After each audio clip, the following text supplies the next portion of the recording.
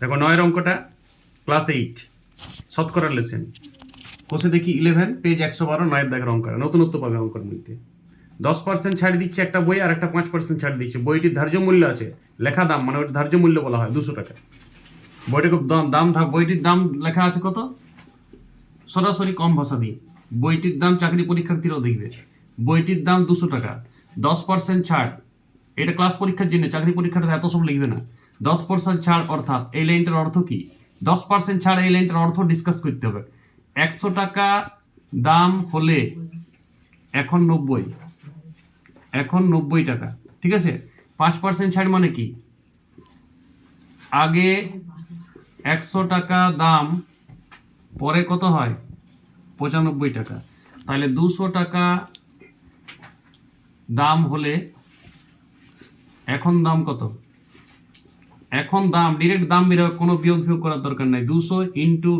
90 into 95 বাস এটা কাটাকাটি করবে গল্প শেষ দুটো শূন্য কাটো 9 শূন্য কাটো 9 শূন্য কাটো এবার সরাসরি গুণ করো 9 দুগুণে 18 গুণিত 95 ইন্টু 10 গুণ করো 18 কে 55 5 18 90 শূন্য হাত থেকে 9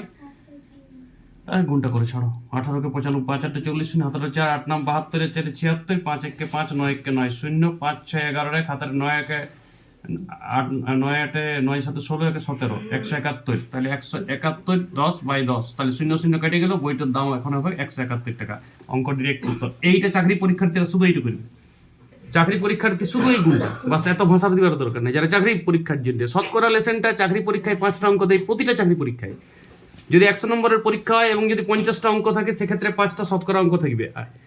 এই অঙ্কটা 10% ছাড় আর 5% ছাড়ে সমতুল্য ছাড় হচ্ছে 200 ইন্টু 90 ইন্টু 95 বাস এটা উত্তর আর ক্লাস পরীক্ষার জন্য এইটা তোমরা সরাসরি একটু 100 টাকা হলে 90 উপরে 200 টাকা সব তথ্য দেওয়া আছে 5% ছাড় হলে 95 তাহলে এটা ঐকিক নিয়ম দুটো হয়তো অ্যাকচুয়াল সেই দুটো ঐকিক নিয়মকে আমি অ্যাভয়েড করে ডিরেক্ট উত্তর লিখি ওকে